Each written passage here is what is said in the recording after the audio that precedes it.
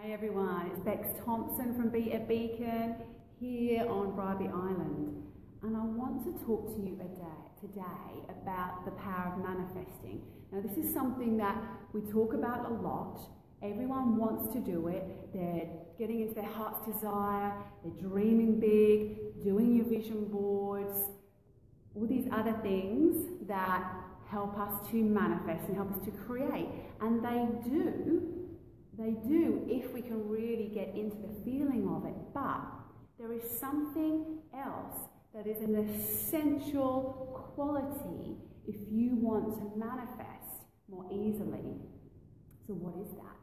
Because you see others maybe manifesting more easily. You might see others who don't seem to be as deserving or worthy as you, or as wise as you, or as hardworking as you. Hello everyone, lots of love. This is a popular time of day at 11:30. Hello. We're live today, so just checking in if you're here. So yeah, you can see other people manifesting like crazy, and maybe you're working really hard, you're doing your practices, you're doing the work, people love you, but you're not creating what you really want. You're still trying. What is it? Well, one of the key things, and there are many, but I believe one of the key things is truth. Now just stop for a minute and think about what that really means.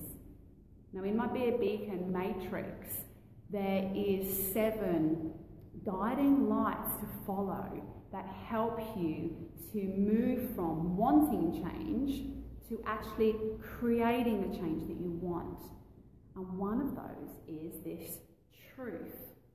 Now truth is a movable feast, right? What is truth? My truth can be different to your truth. How do we tap into universal truth, the absolute knowing, the alignment? That's a little challenge in itself that we move through presence. Yeah, presence work, meditation, heart's desire work. But I'm talking about an easier truth that we can manifest. We don't have to get into that sticky ground of what's truth. What's the other truth? Following through.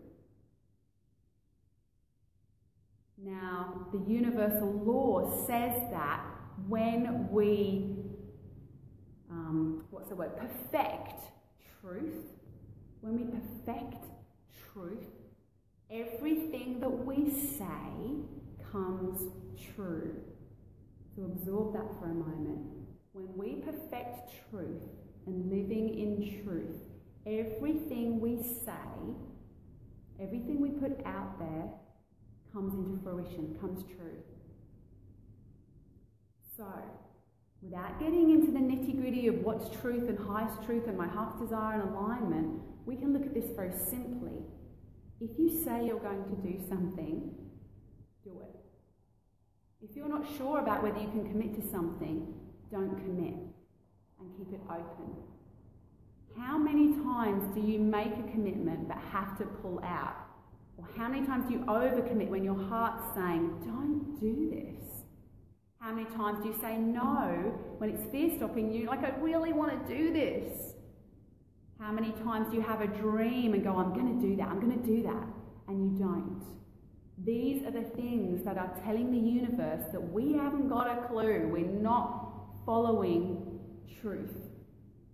And it's one of the things that I sort of jumped on board quite quickly. Maybe a little too much. I can be a little rigid at times in what I said I'm going to do, and I'm going to keep following through. Remember, we do need to listen if things do change. But the key is don't commit if you don't feel it. Yeah? Don't say no if it's really a yes and you're just scared. It's learning to listen to that. But it's also as simple as, yes, I'm going to meet you for coffee tomorrow at 3, and then ringing up last minute and going, I can't make it. You've let something else come in. If you keep contradicting yourself constantly and shifting and changing, then you are not speaking truth, because you said you were going to do something and then you didn't follow through. And if you're not like that, then I know that you know someone like that, yes? Someone that always is a bit flaky, pulls out at the last minute. So yes, it's very important to create clear decisions, feeling in, activating and mastering your presence so that you can feel in your body whether something's a yes or a no before you make the decision. But there's also about some follow through. Also, be aware of that just chatter speech, the sort of gossip. Do you say things that you don't really agree with? Do you say things because other people are chatting about them and it's not even something that you want to engage in? Because there's a level of vibration to that. Not only do you maybe sometimes say things that you don't really mean, you get on board with ideas that don't really mean anything to you and you don't think it means anything in that moment, but you're not speaking your truth. Even if your truth is to actually say nothing in that moment and just let that conversation happen. So there are lots of simple ways that we can start aligning with truth. Start aligning with what we truly believe. Because this makes such a difference in how things are going to show up for you in your life. So sometimes people say to me, are you going to do an event here? Are you going to do this then? Or can you meet me here? And if I don't know, rather than going, yeah, I'm definitely going to do one in Brisbane next year, or I'm going to definitely do this, or, you know, if I say something like that, I know the power of that. So if I don't know, I just say very clearly, I don't know. I'd quite like to do that, but, you know, I'm working in here and here. And it's the same for you, just in our day-to-day life, in work, at home, and in relationships. So take some time to reflect today and in the next few days. How much are you not speaking your truth, sharing what you really think? How often do you get sucked into other people's wants, desires, discussions, talks? Yeah? If you want a high vibration life, and that's what you need if you want to manifest, you need to be shining your beacon light of truth if that's what you want to bring into your life. Then if you are lowering your vibration by even getting into discussions or environments that are a little bit more toxic, a little bit more heavy, a little bit more gossipy, that is another way that you are not aligning with your truth to bring in and manifest what it is that you want in your life. When you perfect truth, everything that you say becomes true. And I found that so much in my life.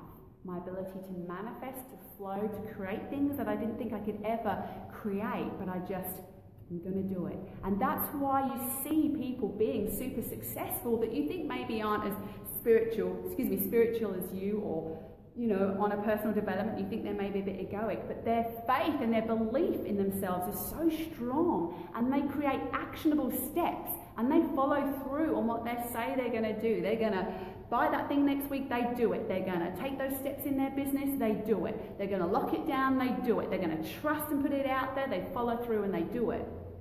So they are saying something, following through, following through, following through, following through.